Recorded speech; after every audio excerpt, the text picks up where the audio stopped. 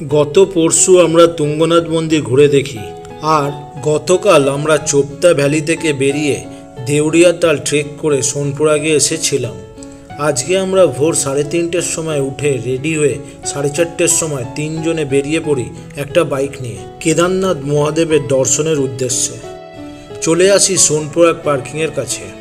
সেখানে আমাদের bike parking করে কিছুটা এগিয়ে এসে সোনপুরাগ রেজিস্ট্রেশন অফিস থেকে ঘোড়ায় করে কেদারনাথ যাওয়ার জন্য রেজিস্ট্রেশন করিয়ে নিই।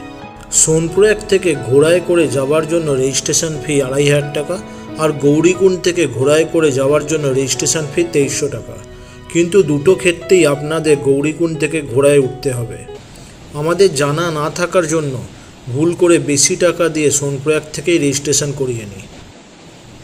তারপর চলে আসি সোনপুরাগ গৌরীকুণ্ডের ট্যাক্সি স্ট্যান্ডের কাছে। এসে জানতে পারি যে আমাদের ঘোড়া সেই গৌরীকুণ্ড থেকেই পাওয়া যাবে। সেই মতো আমরা গৌরীকুণ্ড যাওয়ার জন্য লম্বা লাইনে দাঁড়িয়ে পড়ি। এখন বাজে সকাল 6টা।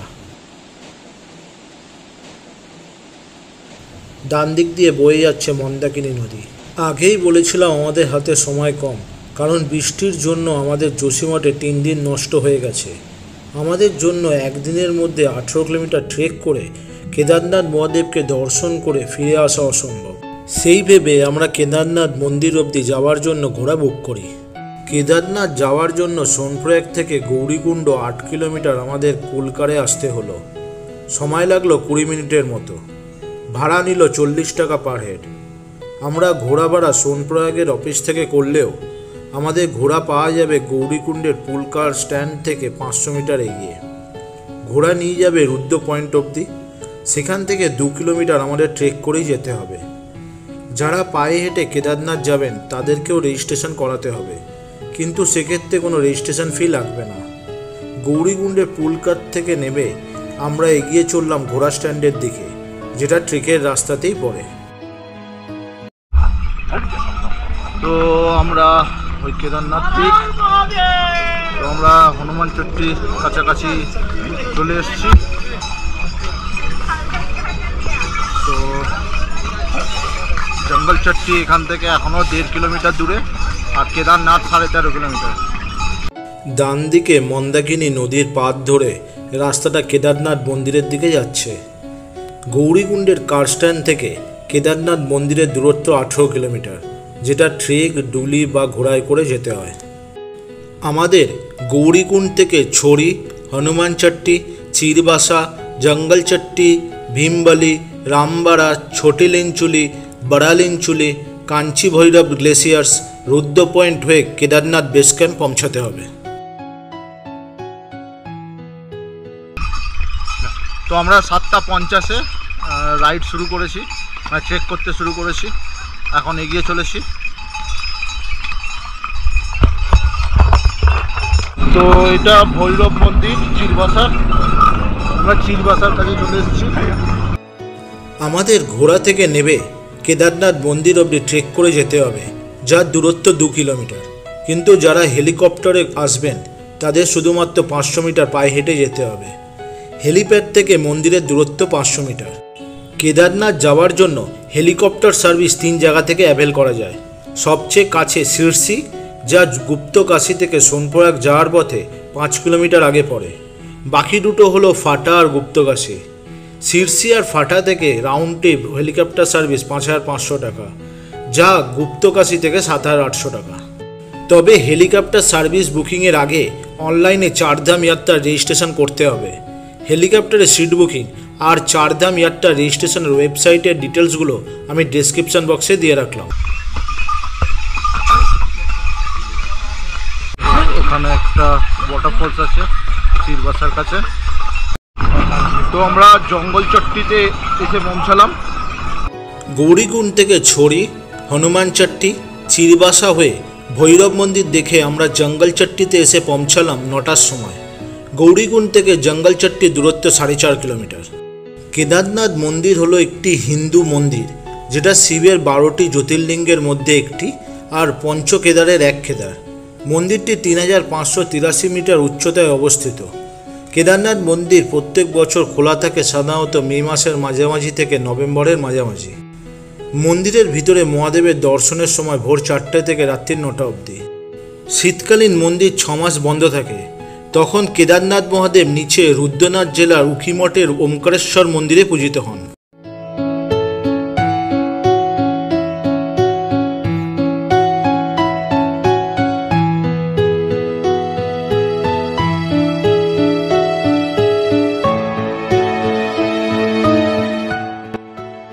কেদারনাথ যাওয়ার পথে কিছু ওয়াটারফলস পড়ে রাস্তার দুপাশে। এই সামনে যে আমরা ফলসটা দেখতে পাচ্ছি, তো এই ফলসটার নাম রুদ্র ফলস। তো এই রুদ্র ফলসের পাশ দিয়ে এবার আমরা এগিয়ে যাব। রুদ্র ফলস একদম সামনে দিয়ে যাচ্ছি আমরা রুদ্র ফলসে।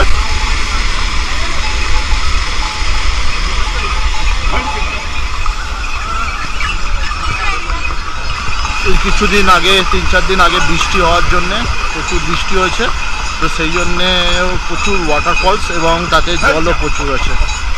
ওই উপর দিয়ে একটা পড়ছে, এখানে একটা। তো আমরা ভীমবলির কাছাকাছি চলে এসেছি এখন।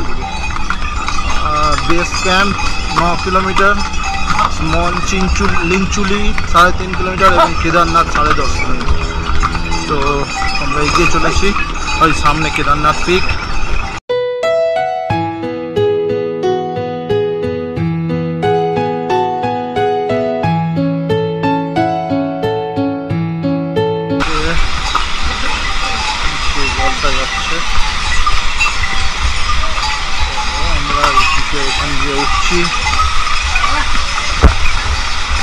সেই উপর থেকে ঝর্ণাটা পড়ছে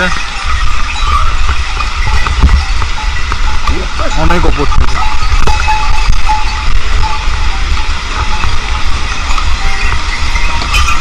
ওগুলো এখানে এসে আটকে গেছে এরকমই মনে হচ্ছে।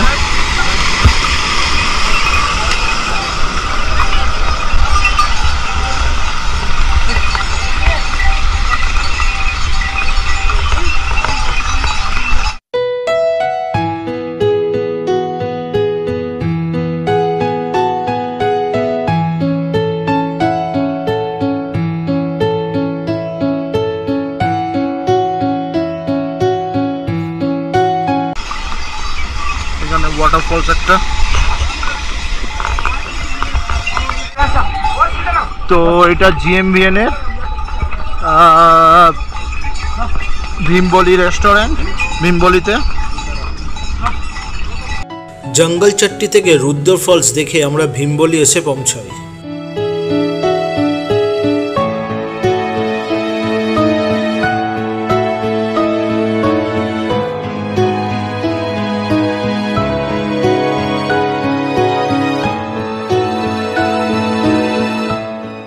দেড় কিলোমিটার এই রাস্তাটা ভেঙে গেল। তো এইটা লং কাট, 1.5 কিলোমিটার বাঁ দিক দিয়ে গেলে 1.5 কিলোমিটার কম হবে, ডান দিক দিয়ে 1.5 কিলোমিটার বেশি। এই জায়গাটার নাম রামবাড়া, যেটা 2013 সালে ফ্ল্যাশ ফ্লাডের সময় সবচেয়ে বেশি ক্ষতিগ্রস্ত হয়েছিল। কেদারনাথ মন্দির ঘিরে অনেক পৌরাণিক কাহিনী প্রচলিত আছে। কাহিনী অনুসারে মনে করা হয় যে মহাভারতে কুরুক্ষেত্রের যুদ্ধের সময় পাণ্ডবরা তাদের ভাইদের হত্যা করেছিলেন। ব্যাস ঋষি পাণ্ডবদের উপদেশ দিয়েছিলেন যে যেহেতু তারা তাদের নিজেদের ভাইদের হত্যা করার জন্য দোষী, তাই তাদের এই দোষ শুধুমাত্র ভগবান শিবই ক্ষমা করতে পারেন। কিন্তু ভগবান শিব তাদের এই কাজের প্রতি ক্রোধিত ছিলেন আর সহজে তাদেরকে ক্ষমা করতে চাননি, যার ফলস্বরূপ মহাদেব একটি ষাঁড় রূপে নিজেকে পরিণত করেন এবং গুপ্তকাশীতে গিয়ে অবস্থান করেন। কিন্তু পাণ্ডব ভাইরা যখন মহাদেবকে খুঁজতে খুঁজতে গুপ্তকাশীতে গিয়ে পৌঁছান, তখন স্বয়ং মহাদেব মাটিতে অদৃশ্য হয়ে যান আর হিমালয়ের বিভিন্ন পাহাড়ে 5টা জায়গায় বিভিন্ন রূপে আবির্ভূত হন। এই 5টা স্থানকে একত্রে পঞ্চকেদার বলা হয়, যেখানে ষাঁড় রূপে মহাদেবের বিভিন্ন দেহের অংশ, যেমন কেদারনাথে কুঁজ বা পিঠ, তুঙ্গনাথে বাহু, রুদ্রনাথে মাথা, মধ্যমশ্বরে মধ্যভাগ বা পেট ও নাভি এবং কল্পেশ্বরে জটা রূপে মহাদেবের পূজিত হন। তো দুদিক দিয়ে রাস্তাটা যাচ্ছে, নদীর ডান দিক দিয়ে একটা, বাঁ দিক দিয়ে একটা। তো আমরা ডান দিক দিয়ে যাচ্ছি।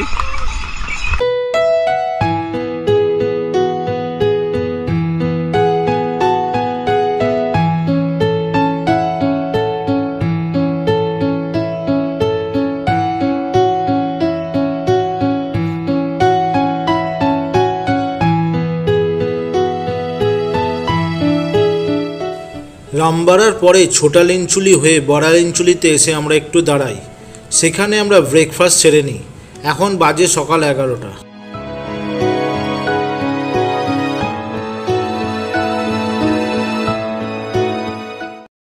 তো এই যে আমাদের घोड़ावाला আমাদেরকে নিয়ে যাচ্ছে। नाम क्या है आपका? संदीप भैया। तो हमको लेके जा रहे हैं घोड़ा में। तो এইখানে একটা ওয়াটারফলস আছে।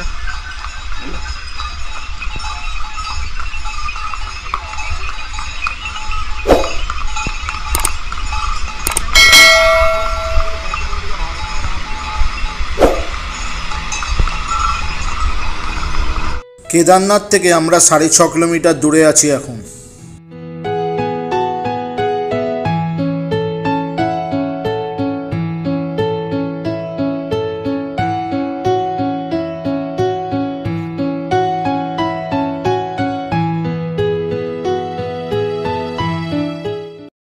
তো এখান দিয়ে ঝর্ণা পড়ছে আর একটা রাস্তা।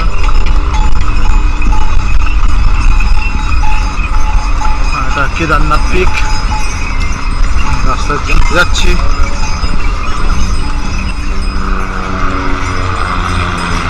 যাচ্ছে ওপর দিয়ে।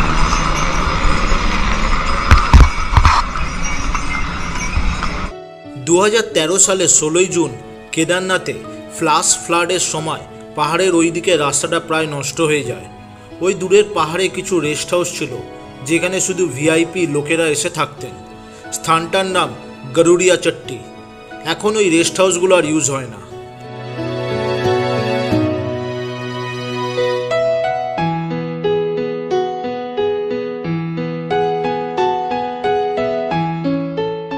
ফাইনালি আমরা 11:30 নাগাদ রুদ্র পয়েন্টে এসে পৌঁছালাম।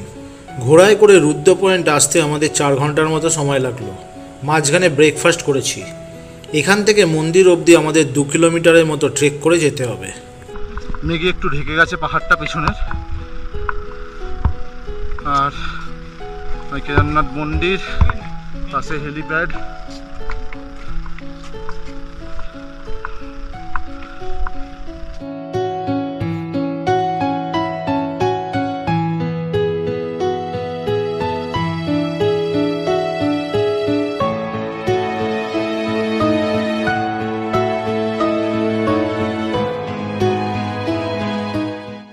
তো এটা জিএনবিএন এর থাকার তাঁবু, হাট এবং ঘর।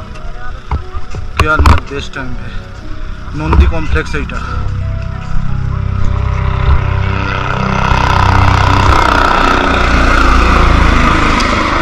তো এটা নন্দী কমপ্লেক্স হচ্ছে আপনার হেলিপ্যাড থেকে আর একটু নিচের দিকে।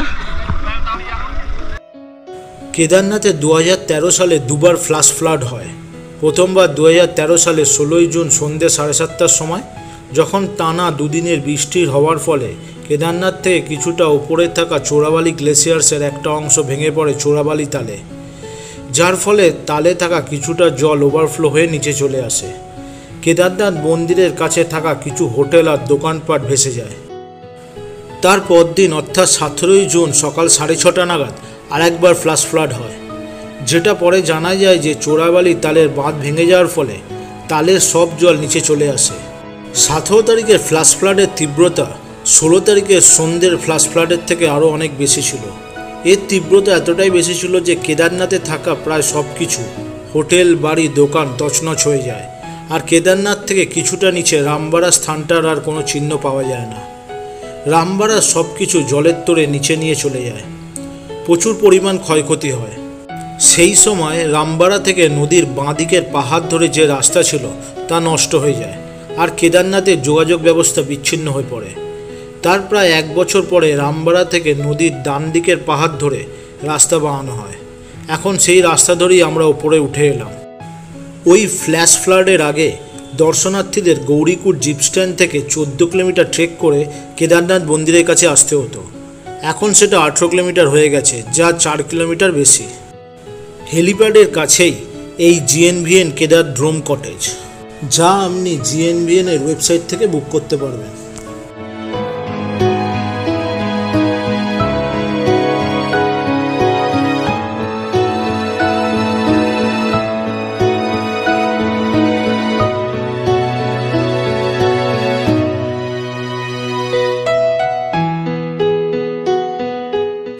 এখানেও ডরমিটারি আর থাকার রুম আছে।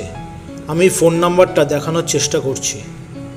জিএনবিএন এর কটেজে থাকার জন্য অনলাইনে জিএনবিএন এর ওয়েবসাইট থেকে রুম বুক করতে হবে। ওয়েবসাইটের ডিটেলস আমি ডেসক্রিপশন বক্সে দিয়ে রাখলাম। যারা উপরে এসে মহাদেবের দর্শন করে একদিন থাকতে চান তারা আগে থেকে এই ওয়েবসাইট থেকে রুম বুক করে নিন।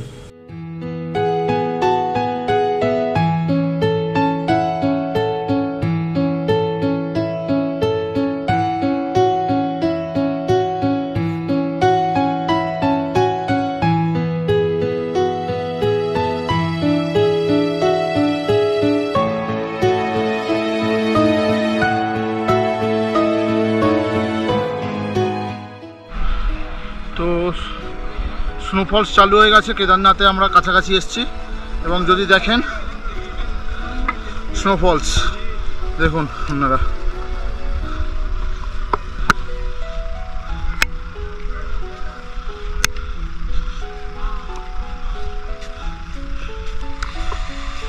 পুরো স্নোফলস হচ্ছে। স্নোফলসের মধ্যে দিয়ে এগিয়ে যাচ্ছি কেদারনাথ মন্দির সামনে। তো কেদারনাথ মন্দির সামনে থেকে দেখানোর চেষ্টা করছি।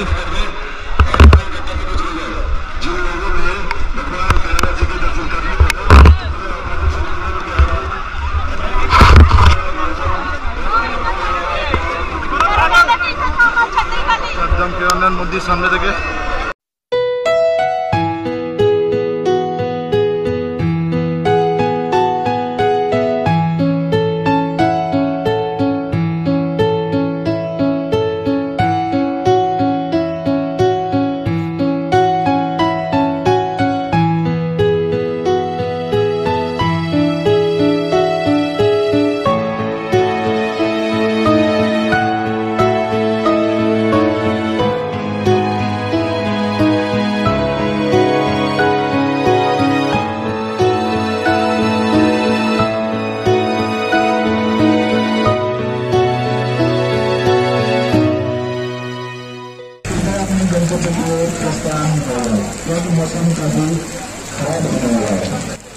ফ্ল্যাশ ফ্লাডের সময় এই বড় পাথরটা ওপর থেকে এসে কেদারনাথ মন্দিরের পিছন দিকে আটকে যায়। এটা মনে করা হয় যে বিশালাকৃতি পাথরটা ফ্ল্যাশ ফ্লাডের সময় মন্দিরকে রক্ষা করে। সেই থেকে এই পাথরটাকে দেবতা রূপে পুজো করা হয়, যা এখন ভীমশিলা নামে পরিচিত। অলৌকিক ব্যাপার এটা যে প্রচুর পরিমাণ জলরাশির জন্য উপর থেকে পাথরটা নিচে চলে আসে, কিন্তু এইখানে এসে আটকে যায়।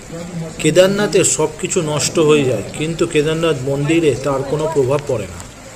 আরও কিছু আশ্চর্যের ব্যাপার, যেমন শীতকালীন যখন কেদারনাথ মন্দির 6 মাসের জন্য বন্ধ হবে, তখন লাস্ট দিনে মন্দিরের ভিতরে একটা বড় প্রদীপ জ্বালানো হয়, যা 6 মাস পরে যখন মন্দির খোলা হয় তখনও লক্ষ্য করা যায় যে সেই প্রদীপটা জ্বলছে, কিন্তু মাঝখানে কেউ সেই প্রদীপে কোনো রকম তেল বা মোম দেয় না।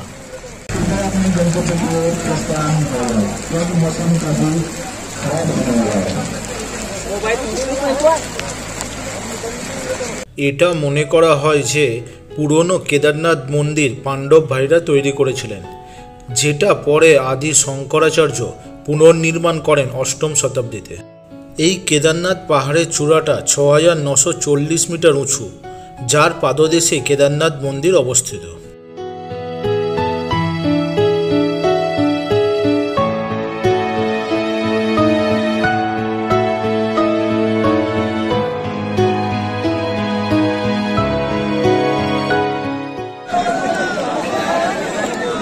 বরফ পড়ছে কেদারনাথে।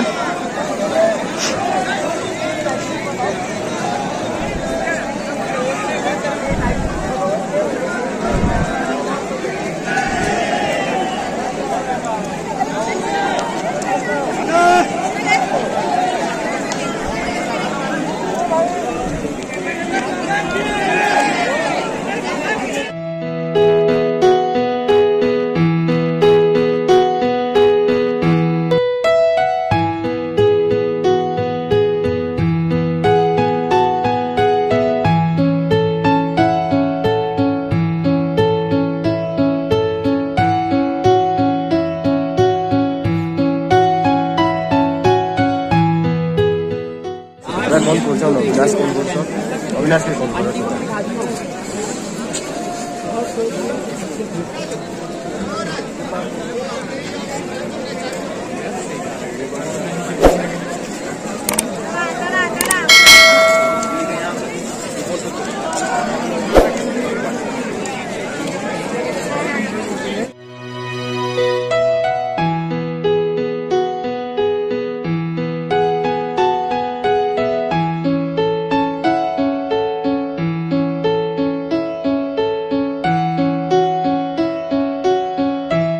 যারা হাওড়া বা কলকাতা থেকে কেদারনাথ আসতে চান তাদের প্রথমে ট্রেন বা ফ্লাইটে কলকাতা থেকে হরিদ্বার বা দেরাদুন এসে সেখান থেকে ক্যাবে দেবপ্রয়াগ রুদ্রপ্রয়াগ হয়ে সোনপ্রয়াগ পৌঁছাতে হবে।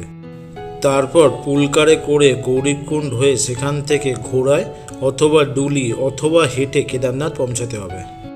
কেদারনাথ মহাদেবকে দর্শন করে কিছুটা সময় মন্দির প্রাঙ্গণে কাটিয়ে আমরা নিচের দিকে রওনা দিই। নামার সময় আমরা ঘোড়া ভাড়া করি, যা 1,500 টাকা করে নেয়। আমাদের গৌরীকুণ্ড আসতে সন্ধে হয়ে যায়। ফাইনালি গৌরীকুণ্ড থেকে পুলকারে সোনপ্রয়াগে এসে সেখানে পার্কিংয়ে থাকা আমাদের বাইক নিয়ে সোনপ্রয়াগ হোটেলে ফিরে আসি। হোটেলে ফিরতে আমাদের রাত্রে 8টা বেজে যায়। ডিনার করে তাড়াতাড়ি শুয়ে পড়ি। কালকে আমরা সোনপ্রয়াগ থেকে কৌশানির দিকে রওনা দেব, যা আপনারা পরের ভিডিওতে দেখতে পাবেন।